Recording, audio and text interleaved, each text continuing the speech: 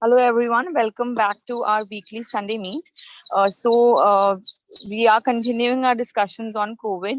Unfortunately, even though we thought that we would sort of be able to move on from that, but yes, we have Dr. Nidhi with us who would be discussing the immunity generated by Omicron, and this is a topic that I believe that we all are a little concerned about because there's a lot of hullabaloo about the boosters and whether the vaccination is really needed. So, without much ado, I would call upon Dr. Nidhi Dhawan, the Secretary of IMA NDP, and the Associate Medical Director of ENT and the Head of the Safety Committee in Shroff Charity Eye Hospital in Daryaganj, to take over the meeting and enlighten us further on this much. Thank you so much, Dr. Meenakshi. You exactly put your finger on the point that we need to address. The fact that there's a lot of conflicting information available about Omicron, about vaccination, and about the rest of the things that go with it. So I think we'll take this.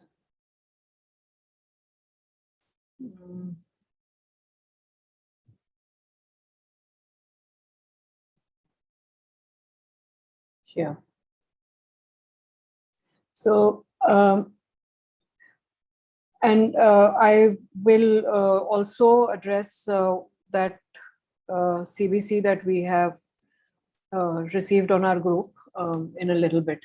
So, understanding Omicron, both in terms of what the virus does and what is the status of immunity and the need for vaccination going forward. So, as usual, if we talk about the daily new confirmed cases, let's look at India staying right there at the bottom. This is per million people with the highest population. And this is Israel with the lowest population and the highest vaccination rate. Vaccination in Israel has been largely mRNA vaccination. Vaccination in UK has been largely the AstraZeneca, the viral vector vaccine. And in the US, again, it has been largely mRNA vaccine. In our countries, it has been a mix of both the complete inactivated virus as well as the viral vector vaccine. If you look at the effective reproduction rate as of July 2nd, you see that UK has the highest, Israel 1.2, India 1.17, US 1.13. All countries are staying marginally above 1, which means that the virus is not completely gone. When Omicron was peaking, we were at nearly 3. Israel was inching higher than 2. US and UK were at a 1.5 and a 1.1. Despite that, if you see September, July, somewhere here would be January. If you look at what it was at the time of Delta, when we had the highest number of cases, we were at a 1.5, US at a 0.9, UK at a 0.8, Israel at a 0.6. This was the time when we had, a little after this, when we had hit our highest number of cases in a single day, which was 400,000. And we got a lot of flack from the world press. And then when the rest of the countries hit nearly 2.5 times that value, everybody conveniently kept quiet about what was happening in the world. This is a very good parameter to see if we are testing enough. So we keep hearing that India is not testing enough. Re-looking at it, US and UK have stopped even putting out figures. As of 18th of June, India needs to conduct about 39, 38 tests to get their first positive. Israel has to conduct about 3 to 4 tests to hit their first positive. Still a very high rate of positivity in Israel. As of 15th of June, this was 39. US was getting about 7.5 negative tests to the first positive, and Israel was at about 3.5. Looking at what's happening to the cases. Over the last week, if you observe, the new cases are kind of, staying somewhere in the range of 16,000 to 18,000, a little here or a little there. The 7-day average is slightly rising, but again, staying more or less constant, which is what we see here. The graph is slightly flat. It is not showing the steep rise that we saw with Omicron. We still could be in this part of the curve that was before Delta, but we still have to wait for about 15 days to confirm whether that is really the case. The UK, on the other hand, is showing a very sawtooth-like graph, and the graph is definitely showing an uptrend. The trend is going up not only for the number of cases, but also for the number of deaths. And we have examined why this could be so, but we'll come to it in a bit. US, again, is following the same pattern that India is following, but at a higher baseline. So while we are in, 10,000, 15,000, 20,000 bracket, they are in the 100,000, 120,000, 125,000 bracket,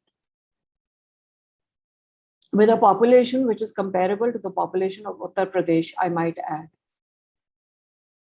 Deaths are not significantly going up, which is encouraging, but are staying in 3 figures, unlike what we are seeing in India. Looking at what the world vaccination status looks like right now, about 67% of the world population has received at least 1 dose of a COVID-19 vaccine. About 12.14 billion doses have been administered globally, and 5.5 are administered every day. But despite these high numbers, we find that only about 20% of the people in low-income countries have received at least 1 dose. Looking at that, what is the situation? If you look at the first map, that is the map of the vaccine doses administered per 100 people as of 7th of July. If you look at the second map, that is the map of the number of new cases confirmed per million as of 7th of July. You could actually literally superimpose these maps. The more highly vaccinated countries are also the more highly afflicted countries. Now, that may not be a story about the vaccine. It may just be a story about the population. But it is something that is worth looking at in a little greater depth. There could be other factors that come into play with this kind of a thing. Australia, largely mRNA vaccine.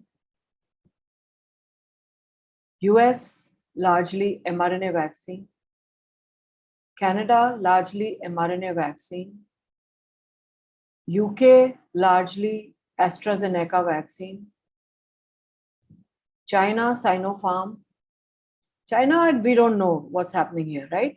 Now, if Sinopharm is working, then Bharat Biotech is also working because they are a similar platform. But Africa, largely unvaccinated, Africa, largely unafflicted.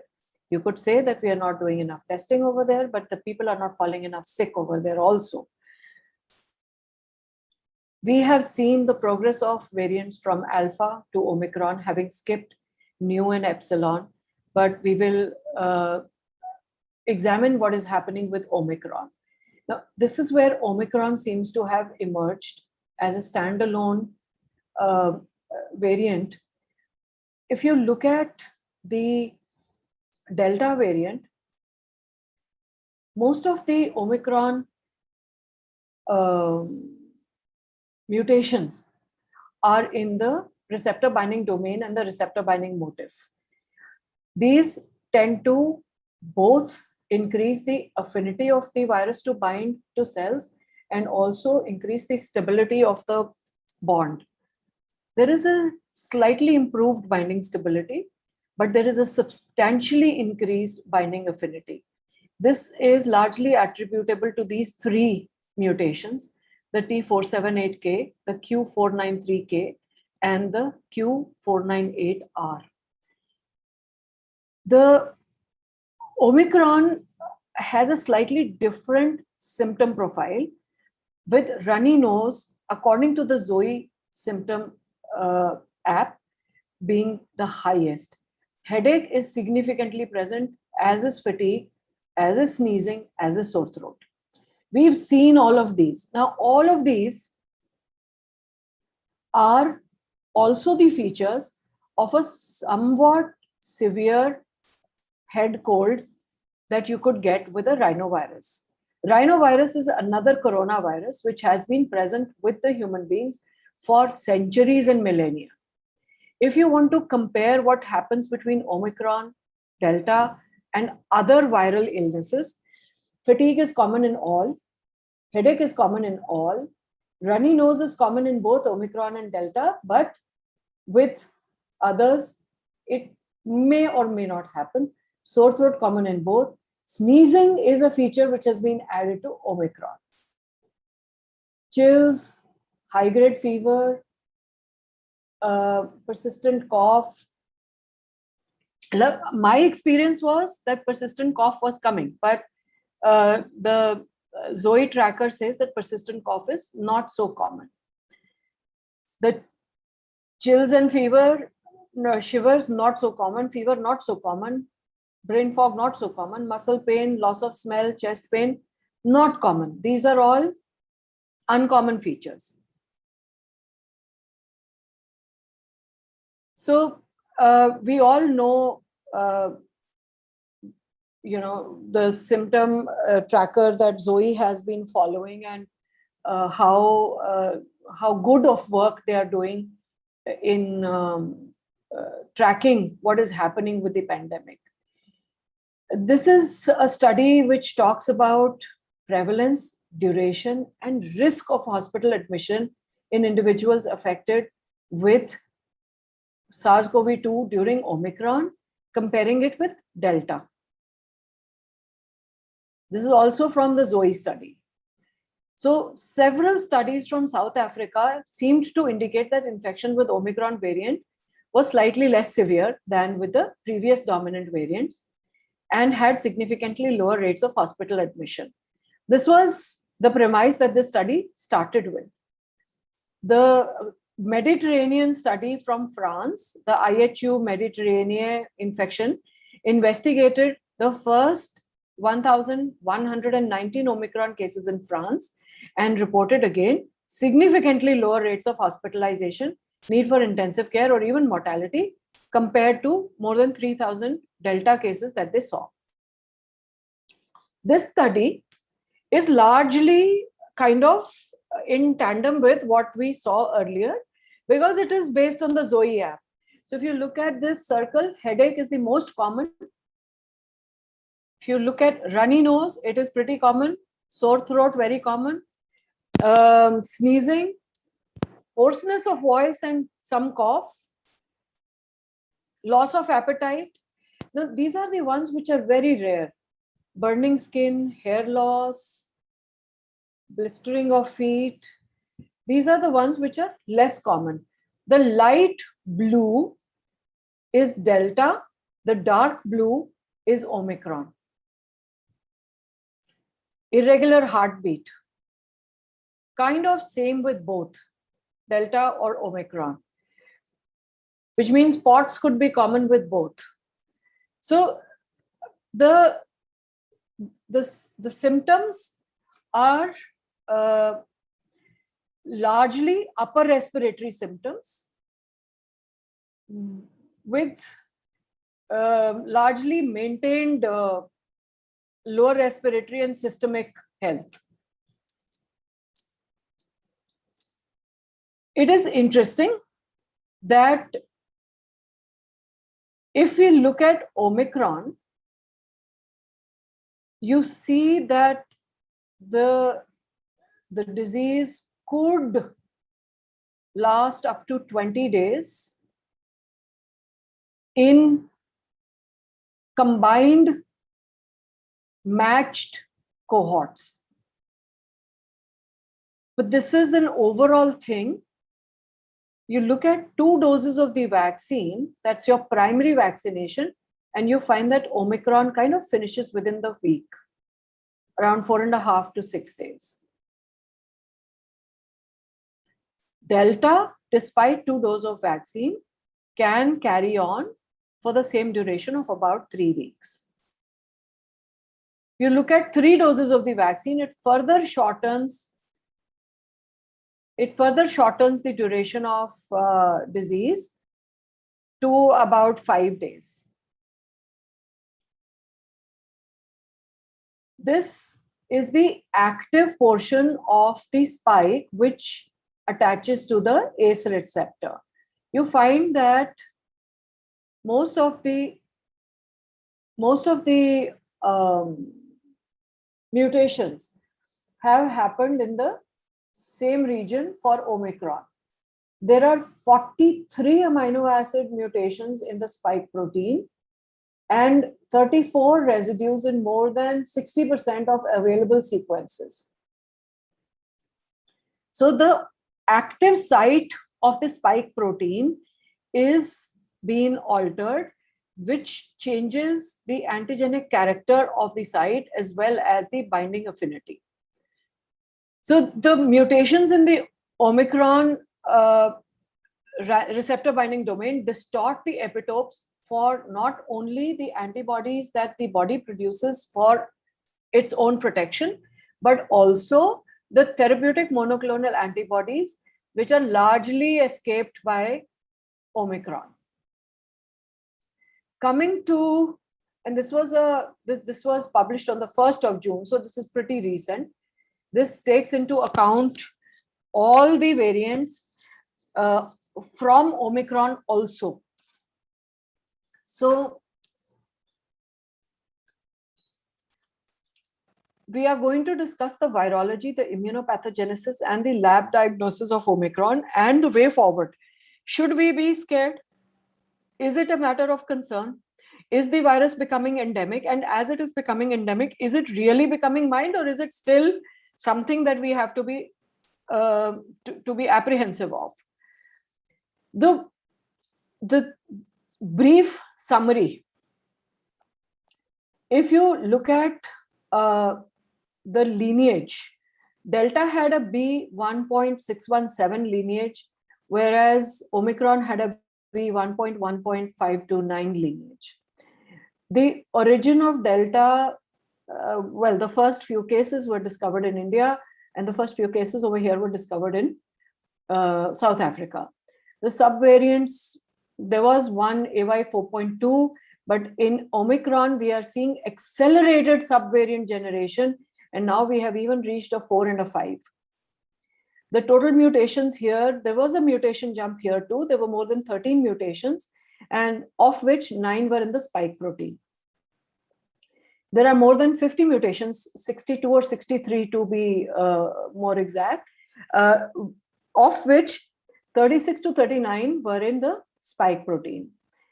The transmissibility of Delta had increased. It was about 25% more transmissible than the ancestral strain, but the infectivity, transmissibility of Omicron was way higher. It was even 35% to 50% higher than Delta. Infectiousness, both of them are comparable. Reinfection rate, there was a big query on Delta that if you have had previous infection, Delta would not be a threat. But in Omicron, the reinfection rates are pretty high. This we are talking about this particular review. They have given references at the end of the review. Mortality with Delta was very, very, very high. We have seen tragedies of unspeakable magnitude unfold in Delta times. Whereas in Omicron, it is nowhere near what we had in Delta. Pediatric infections were uncommon in Delta. Pediatric infections are fairly common in Omicron. This might be actually working in our favor. Vaccine efficacy, it was very high with Delta, but it is questionable with Omicron. So what really is the immunopathogenesis? Where does the innate immunity, the hyperimmune response, and either a resolution or a progression to long COVID really happen? Now, there is something called the immune shift. The SARS-CoV-2 has been from the ancestral strain up till Omicron using the ACE2 receptor to infiltrate the cells. But there is another slower and less efficient pathway, that less efficient for the previous variants, that Omicron has started utilizing. The ACE2 is a ubiquitous receptor. It's present on endothelium, it is present on alveolar cells, macrophages, neutrophils, and other immune cells. And so all these cells can potentially be infected by the SARS-CoV-2 virus. And it results with its initiation in the production of IL-6, interferon gamma, and monocyte chemoattractant protein 1. The important thing is that the IL-6 seems to turn the immune switch and cause a sort of Th1, Th17 imbalance. So the lymphocytic response in any viral illness is important, but especially so in COVID. We find that just for a brief review of what really happens in viral illnesses, the cellular immunity kicks in, whereby the CD4 helper T cells, the CD8 cytotoxic T cells, and memory B cells are activated to eliminate both the infected cells, to generate antibodies against the components of the virus detected in the body as foreign, and to create a memory for the future. Now, when this response is educated, controlled, nuanced, appropriate, several words what you could use for it, then the disease resolves. If, however, the body fails to recognize the foreign antigens are present on critical cells, the complement is activated, the immune response is out of proportion to the stimulus, then there is what we call the cytokine release syndrome, or the CRS, which is marked by the release and increased production of TNF alpha, IL-1, IL-6, 12, 18, 33, interferons 1 and 2, and even the CCL family, as we discussed, that happens, in HIV also. The immune response is characterized by, and this is where your जो हमारे group पर वो CBC आया, that's something that is important. The immune response is characterized by leukocytosis and lymphopenia and a high NLR. In fact, this inversion is the first sign of immunological shift. This is a hyperimmune, uncontrolled response which increases inflammation, which causes immune exhaustion, and increased risk of triggered inflammation and thrombosis.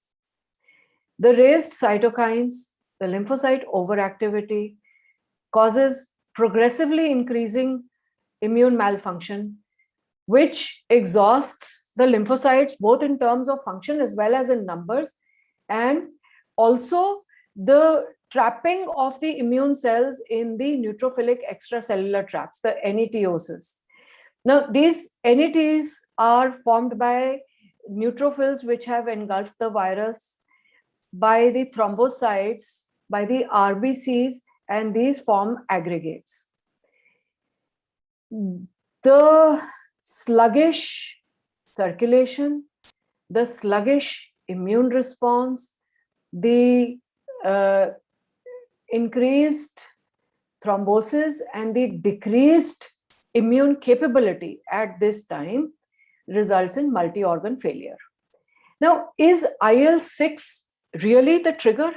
What does IL-6 do? Now, IL-6 is the main cytokine that is released from the infected cells as they sense the foreign particles. When IL-6 is upregulated, if you look at the antigen presenting cells, the IL-6 receptor works through the JAK-STAT pathway to increase IL-4. IL-4 drives the antigenic cellular response from predominantly Th1 to predominantly Th2. So Th2 rises. Th2 is largely pro-inflammatory. The Th2 response, having risen, puts itself into a self-looped stimulation, and there is more and more and more Th2 available. The interferon gamma is suppressed by this response. This is the first thing that happens with IL-6, that a Th1, Th2 imbalance is created. The second thing that happens is that it preserves the cells, reducing cytolysis. Now, with reduced cytolysis, there is also again a looped self-stimulation to allow for persistence of antigen and a rising IL-12. Also, there is reduced apoptosis. So there is a persistence of infection in the infected cell, which causes increasing Th17 polarization and increasing availability of an antigenic inflammatory stimulus in the body. IL-6 has its role in almost every system of the body. In the liver, it causes rising CRP, rising fibrinogen, rising serum amyloid, hepcidin. It decreases albumin. So while CRP is the first to respond and the quickest to fall, another important parameter could be the albumin fibrinogen ratio. If albumin is less and fibrinogen is more, then the body is in a pro-inflammatory state. If you are able to reverse this ratio, recovery has started.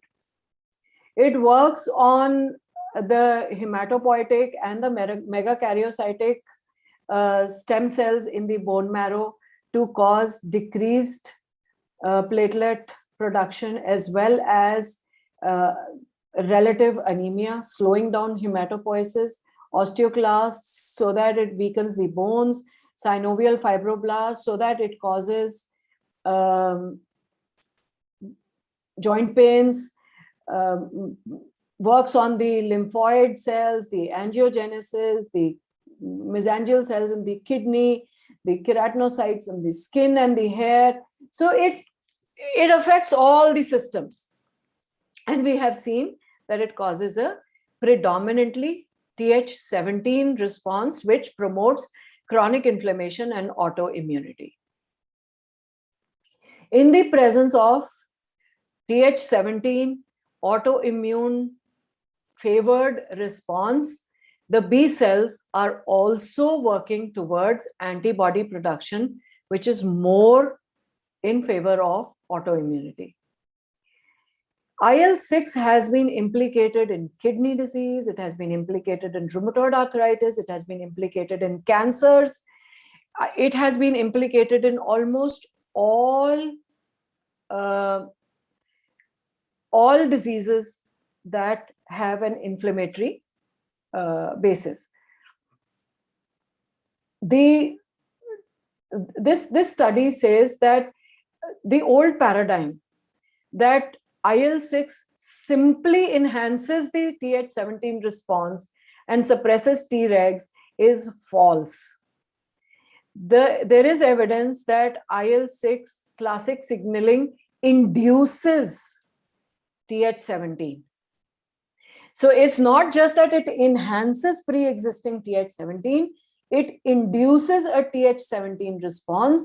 At the same time, ROR gamma Tregs are also suppressed, are also enhanced, so that there is immunosuppression.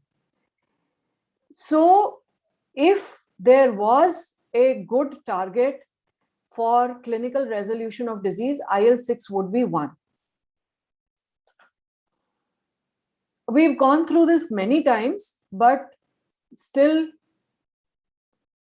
if IL-6 and TGF-beta are present, the response is largely Th17. If IL-12 is present, the response is largely Th1. And if IL-4 is present, the response is largely Th2. The Th2 response results in antibody production, neutralization and trapping of pathogens, and elimination of disease. This is the most favorable response. If Th1 is present, it activates macrophages through interferon gamma. Again, required, but this is something that can go a little out of control and result in local tissue damage.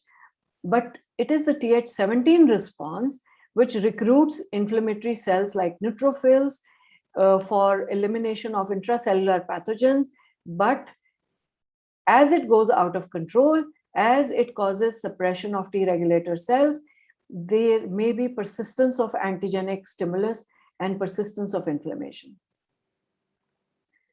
So in SARS-CoV-2, we have seen that the first response with IL-1, IL-10, TNF-alpha causes monocyte stimulation. The monocytes cause IL-6 formation, which work on the JAK-STAT pathway and result in increased inflammation. In terms of the lymphocytic response, this is increasing Th17, increased CD8 cells, which are cytotoxic cells, increased plasma cell, and decreased T regulator cells. What is important is that also IL-6 directly affects the endothelium and causes increased VEGF, increased monocyte stimulating, colony stimulating factor 1, increased IL-6 by a self-regulating loop, increased IL-8, and decreased cathedrin. This leads to increasing vascular permeability, monocyte and neutrophil recruitment, vascular leakage, signal amplification, formation of NETs, sequestration of RBCs, sequestration of thrombocytes, so that there are aggregates that form and make the circulation even more sluggish. The direct effect of IL-6 on the liver increases CRP, ferritin, hepcidin, decreases albumin, increases fibrinogen, and also results in escalation of the complement pathway. So in short, IL-6 can be sourced from a lot of tissues, and it has its effects on a lot of tissues. It seems to be like that final common pathway in terms of molecular biology for body's inflammation. IL-6 does have some anti-inflammatory and protective activity. It is not a complete villain.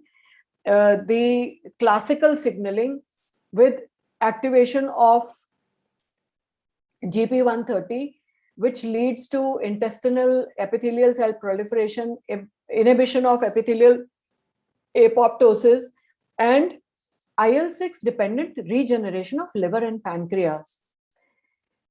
The acute phase hepatic reaction, which allows the body to recover from an acute abuse, and a relative defense against bacterial infection. So this is the good part of IL-6 classical signaling. However, if the trans signaling comes into play and there is increased pro-inflammatory IL-6 activity, then there is recruitment of mononuclear cells, recruitment of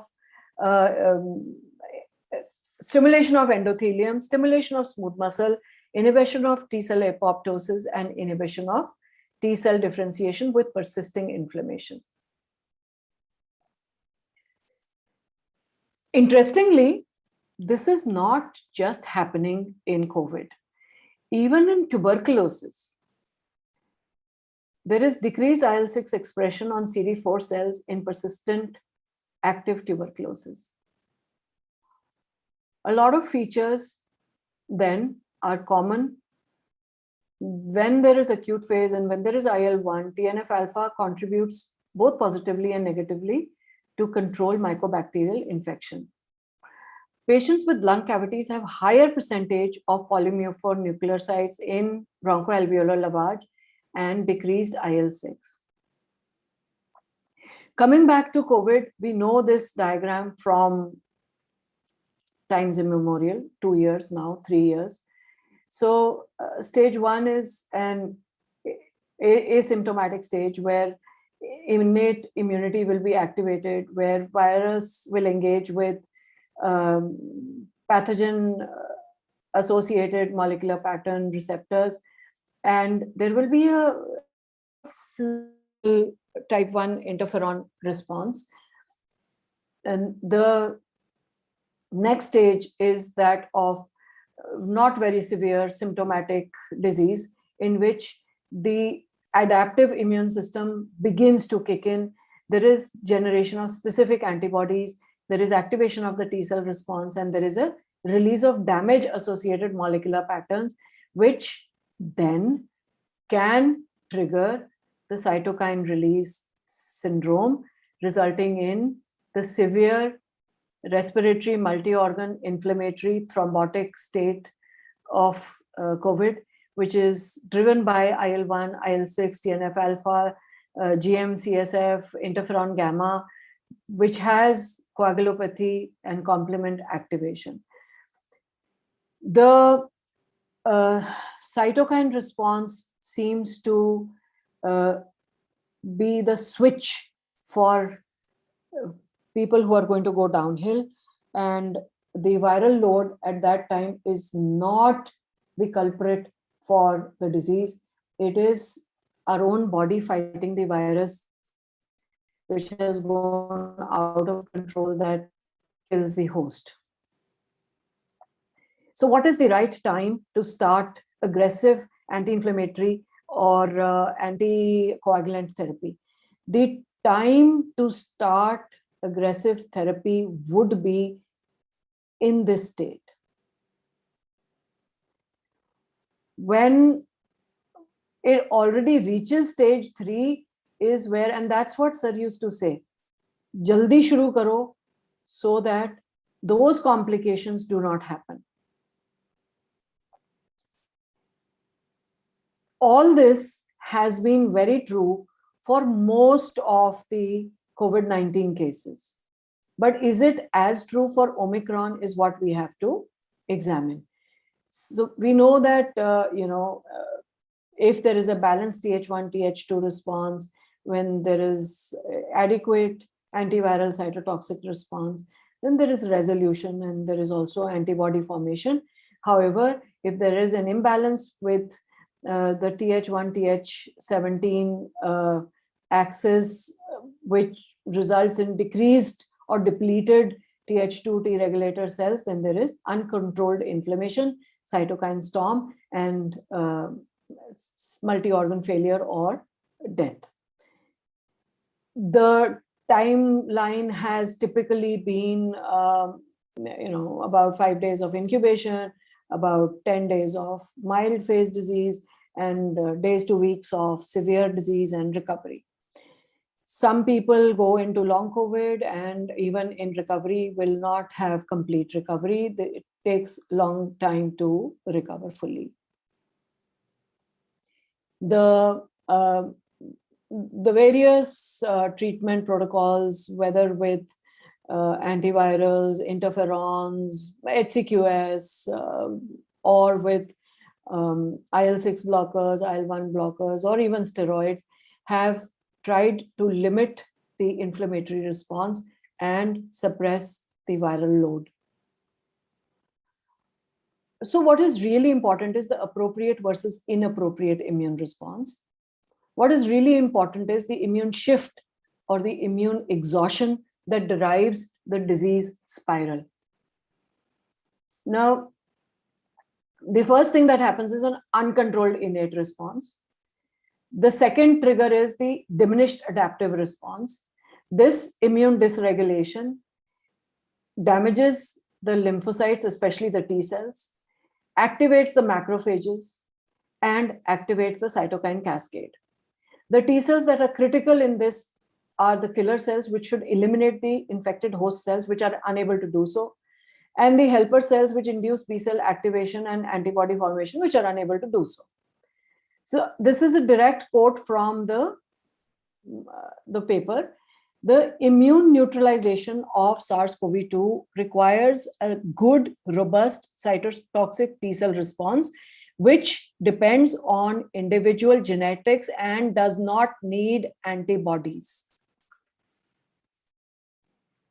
And all we are doing for vaccination is find out antibodies kitni hai. The cellular immune response in specifically Omicron. Omicron has been found to be 10 times more transmissible, questionable, but okay, and show twice the ability to escape vaccines compared to Delta. Omicron is a very fast, efficient, and effective virus. Why it is so is because it not only uses the ACE2 receptor, but it also uses the endocytosis. It uses the TMP RSS to its benefit. The T cell response, the cellular immune response, is very robust. It is very long lasting and is not measured or measurable by antibody titers in the body. It does evoke memory, and with every fresh infection will be triggered to produce fresh antibodies, but is not measured by circulating antibodies. In fact, in the first 2 weeks after vaccination, the immune response is slightly blunted as the body is assimilating the immune education. The T cell activity is found to be retained in most infected and vaccinated individuals. ये मैं नहीं कह रही, ये वाला paper कह रहा है. Novel method of infecting cells that Omicron uses has made it more efficient for upper airways and unable to infect lung tissue. This is similar to previous human coronaviruses like the rhinovirus, the common cold virus. The Omicron replication is diminished in cells overexpressing TMP RSS, but boosted in cells showing endosomal entry. So it can use either pathway. It can use pathway that uses ACE2, or it can use pathway that uses endosomal entry. This significantly increases its cellular targets. So it is able to infect a lot of cells in the upper airway. But it has lost the ability to cause cell fusion, and also lost the ability to infect the lung tissue, because most of it gets mopped up in the upper airways. Now, what is of concern is perhaps that it has multi-species ACE2 binding ability. Particularly, this paper says that mice and fowl may be able to mop up the circulating SARS-CoV-2 Omicron variant, which brings about the possibility of an animal reservoir. Now, doubling times of the three variants of concern, the Beta, the Delta, and the Omicron, have progressively shortened. At the Beta, it was nearly 2 days, 1.7 days to double the number of cases in the community. In Delta, it reduced to 1.5 days. In Omicron, it reduced further to 1.2 days. There is an increased rate of reinfection with Omicron. We are talking about simply positivity, not severe disease. There is a decreased rate of long COVID. We examined this data in the last week talk, that in Delta times, it was nearly 40%, and in Omicron times, it is less than 10%. In Omicron, there are 50 mutations, 32 of which are on spike protein. Of note is that it picked up the common cold immune signature. The rate of mutation also has accelerated. Not only does it have more mutations, it is more rapidly mutating even from that stem. The vaccine efficacy was 9% protection for BA1, 13% for BA2. 9% protection for BA1, 13% for BA2. This is important. Now, there are more than 60 insertions or deletions, the variant with most mutated area of all previous variants. So the subvariants that are of concern are BA1, 1.1, 2, 3, 2.12, 2.12.1, but now even BA4 and 5. The BA2 was apparently 33% higher rate of transmissibility, with 40% chance of turning positive if a family member has BA2. Whereas there was about a 30% chance of turning positive if a family member has the BA1. The disease, however, is not more severe, is not causing more hospitalization, is not causing more damage.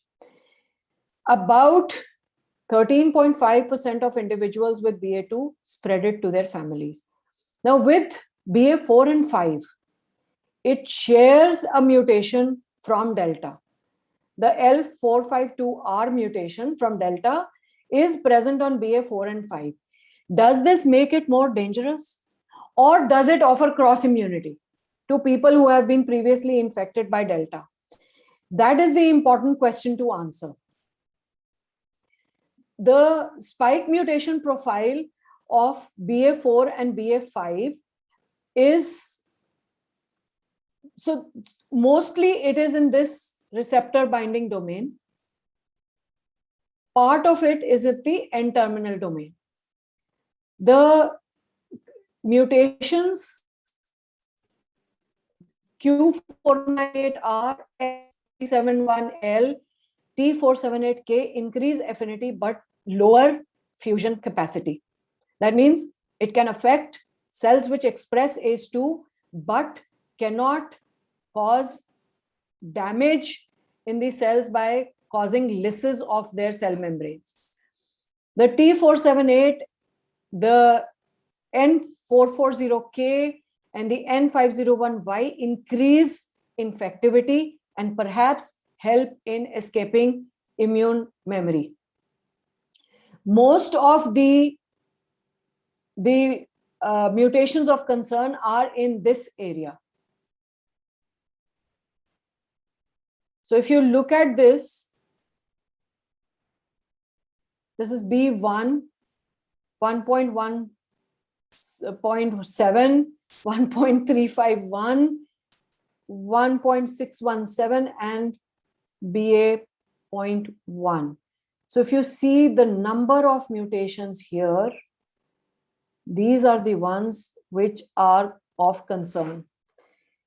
See, this one had what? 1 everywhere, maybe 2 at the N-terminal domain. So look at this. This one has the maximum number of mutations. So this paper says, and again, this is a direct quote from the paper, Omicron diminished vaccine efficacy against infection to 33% from 80% that was present for Delta. That means vaccines protected 80% against Delta, but only 33% against Omicron. Moreover, the effectiveness of Pfizer-BioNTech vaccine against severe disease and hospitalization reduced from 93% to 70%. The individuals infected with Delta had a 40% relative risk of getting Omicron. In contrast, those infected with Beta had a 60% likelihood of reinfection with Omicron. Now remember, Delta was a later variant, Beta was a previous variant. So the duration from the primary infection seems to have a role in what is the risk for reinfection. Since the Omicron infection has been recorded in people administered with J&J, Pfizer-BioNTech, and AstraZeneca vaccines, it can be concluded that Omicron cannot be prevented using standard 2-dose mRNA vaccine dosing schedule. However, the Pfizer vaccine was reported to improve SARS-CoV-2 neutralization. What they mean is that severe disease is less common. So severe disease protection with AstraZeneca is proposed at 71% with a reinfection rate of 33%. Johnson & Johnson only 57%. But look at the difference. So the various subvariants, BA1 and BA1.1, increased transmissibility, increased global dominance, quickly ran over. Additional mutations, deletions in S protein, reinfection rate, severity. So all this was kind of increased over Delta. But look at what is happening with BA2 and BA3.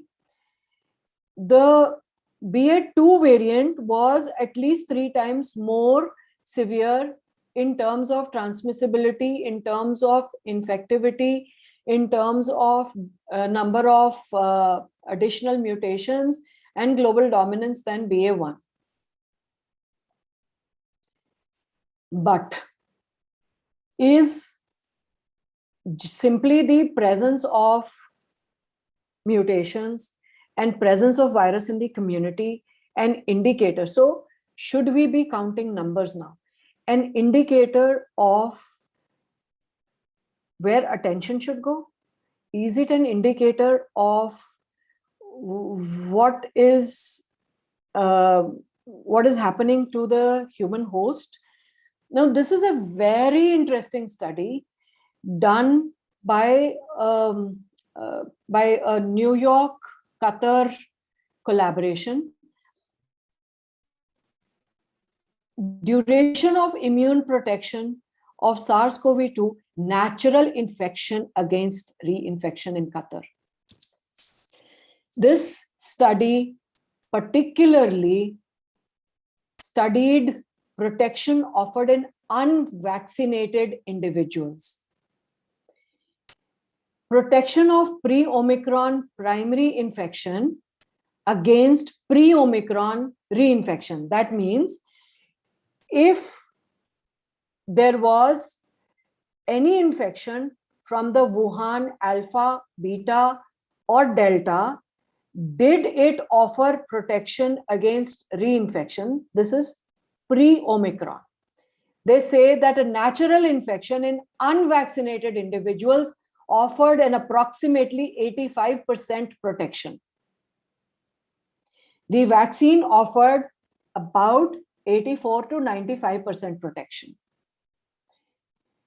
The effectiveness peaked in the 7th month after primary infection to 95%, and then began to wane to about 70% by 16th month.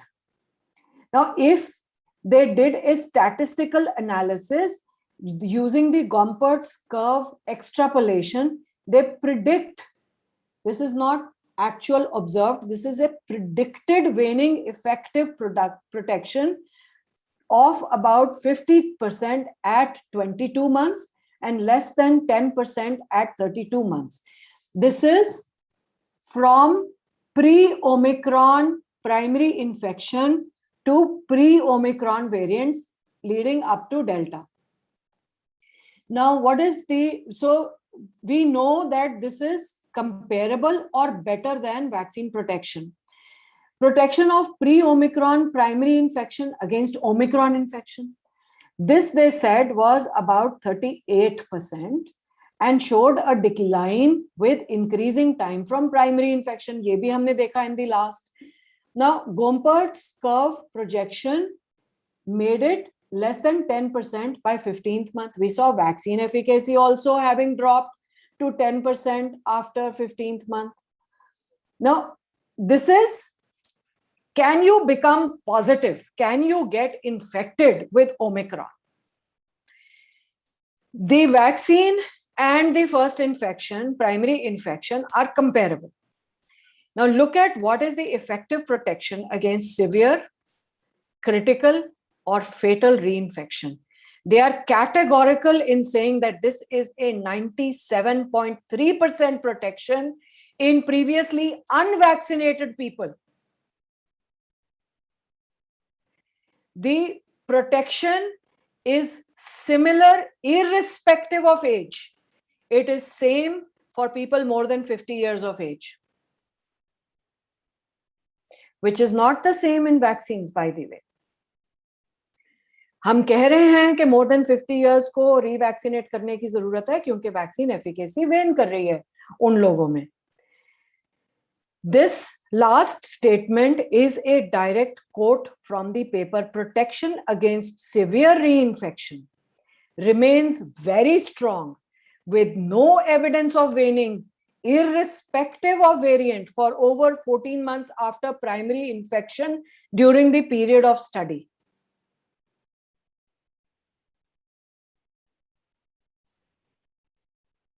Now, if previous infection per se is offering that kind of protection in unvaccinated individuals, what is the vaccine doing to these people? Any form of previous immunity, whether induced by previous infection or vaccination, is associated with strong and durable protection against COVID-19 related hospitalization and death. There is no evidence for a difference in severity between BA1 and BA2 infections in the study samples in our study. And I'll bring you back to the California, New York study that CDC published late in 2021.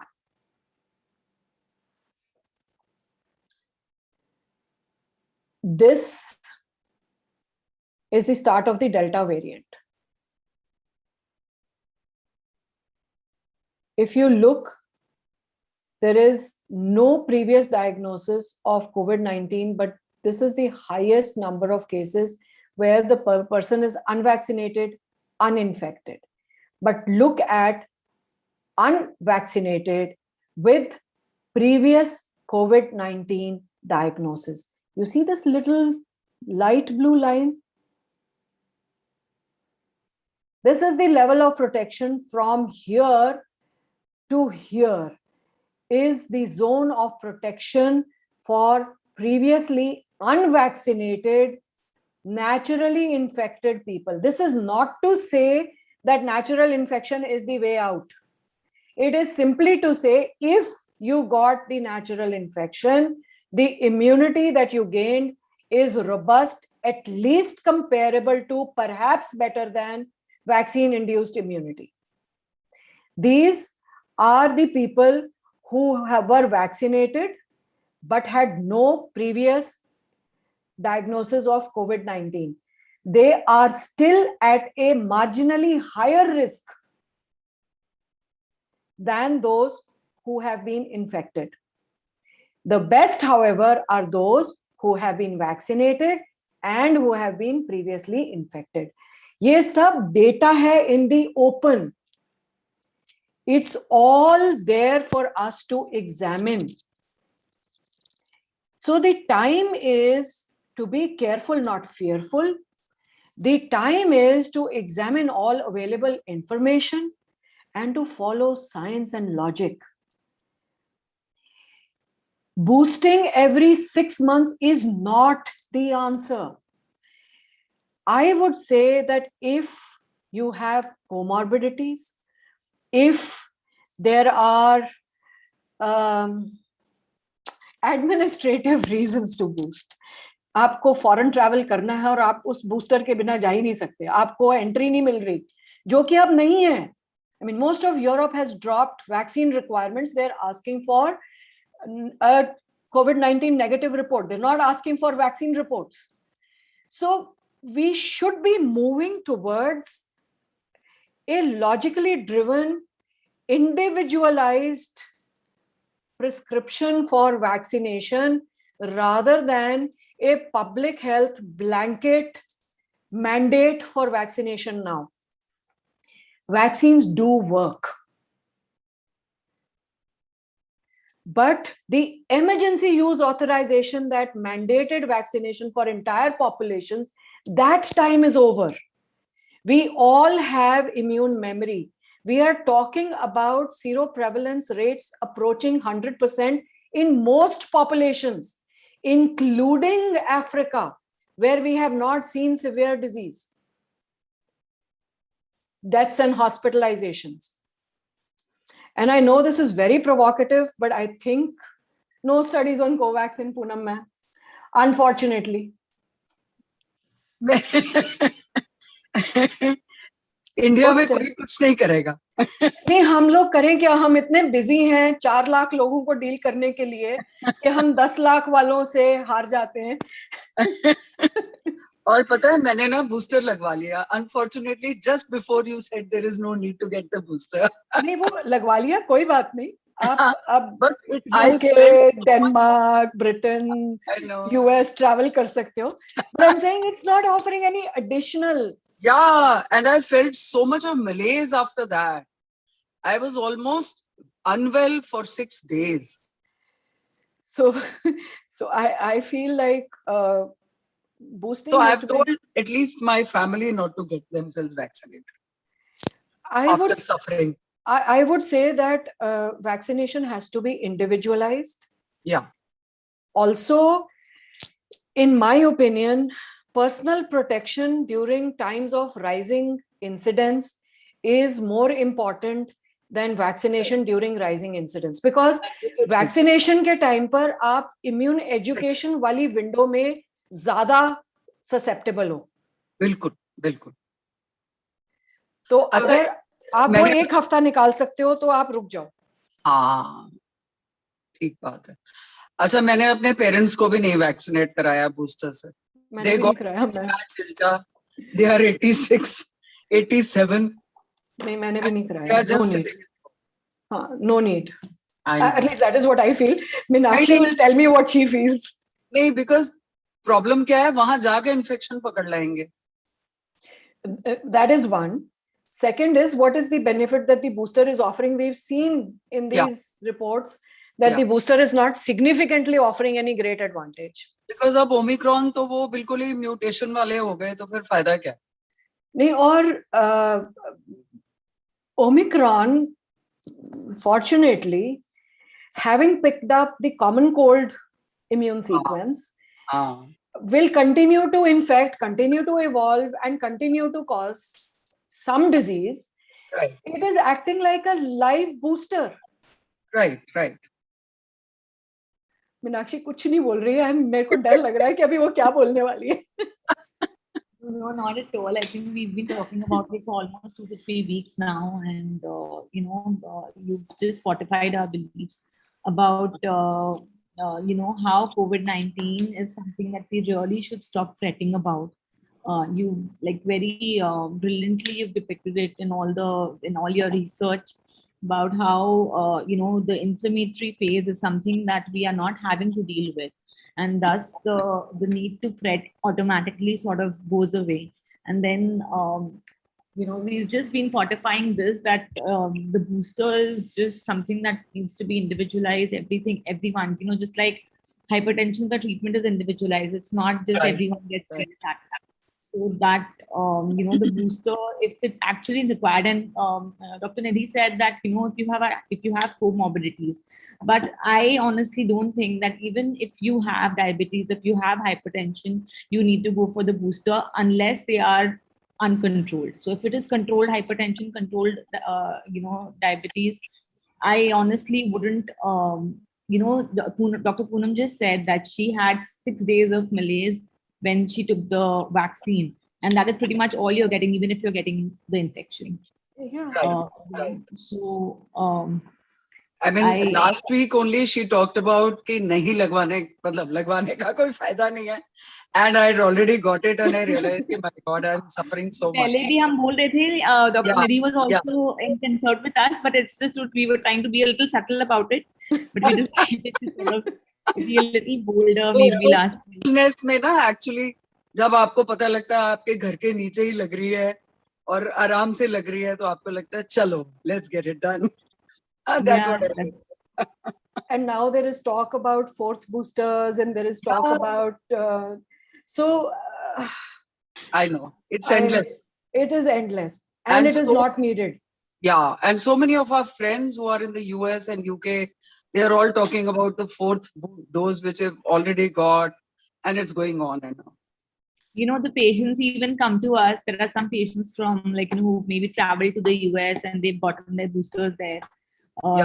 Indian residents, and they come so proudly. They say, "हमने 4 vaccine लगा लिए, लेकिन अभी हमें COVID हो गया है, हम क्या करें?" So it's no point. There is no point. I mean, even the people who've just gotten 2 vaccines, they are also showing a similar clinical picture. There are very few patients who are actually, the worst that is happening is that people are having fever for a longer duration and a higher grade fever for longer duration. That is my experience, is that there's nothing that is happening beyond that. And even that gets resolved by day 7. That is within the time frame of the viral replicative phase. And also, as Dr. Sanjeev is pointing out, that children are complaining of symptoms after vaccination, and children are also picking up Omicron, which is not being, it's not resulting in that multi-system inflammatory disorder. It is not resulting in any inflammatory outcomes of concern. We should be individualizing medicine now. वो crisis वाला, emergency वाला phase is over. We should be talking about being doctors rather than, let the epidemiologists and the public health people continue to give guidelines, not mandates. Now, mandates ka time is over. Right. My question is, Dr. Manisha here, can you hear me? Ji, ma'am. Yeah. That the vaccines are not being tweaked as they should be.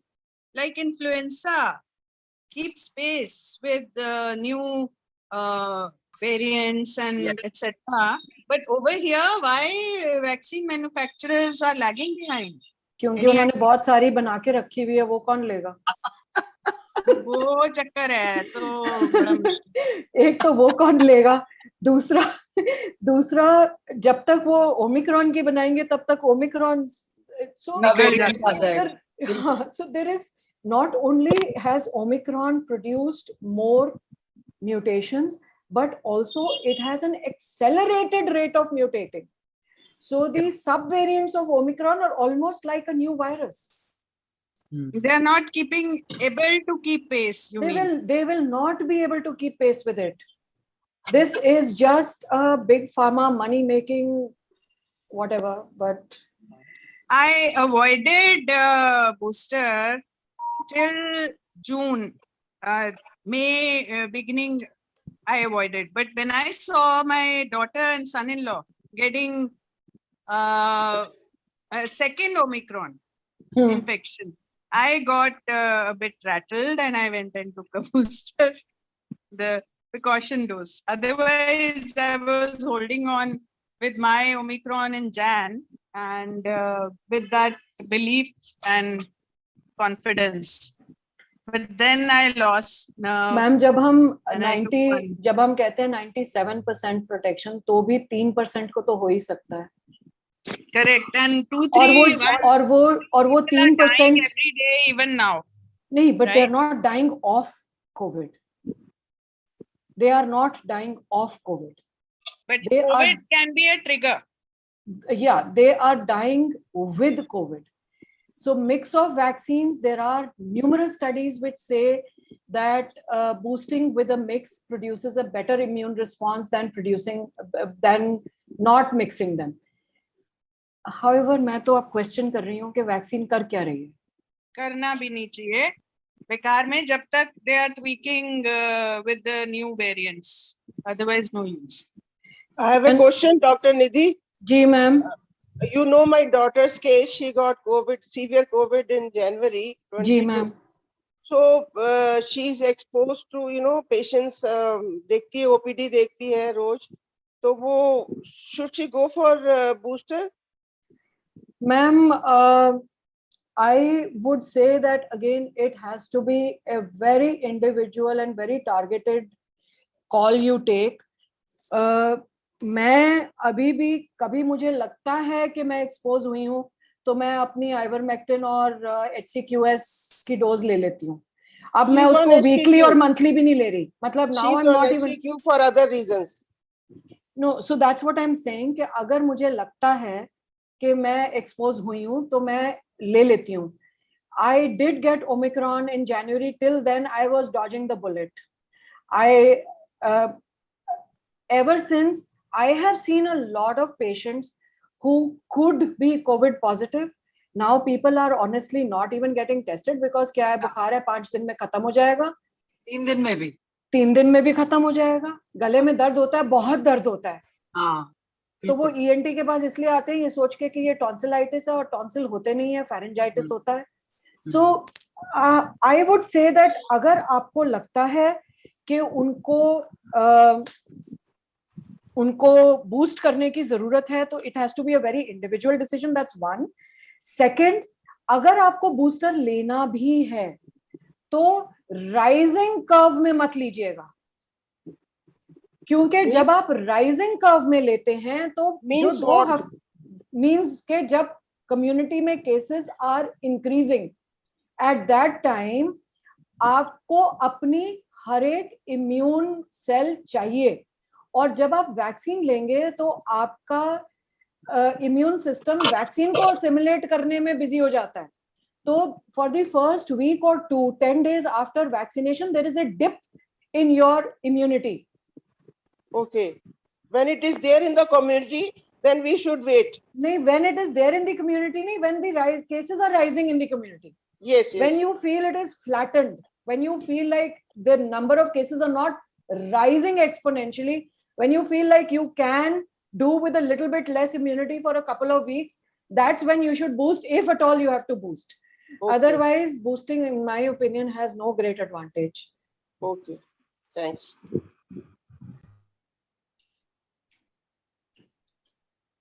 So I think quite a few valid points, reiterating it for almost 3 to 4 weeks now. I think we've we've established that the need for booster has to be very individualized, it has to be very targeted.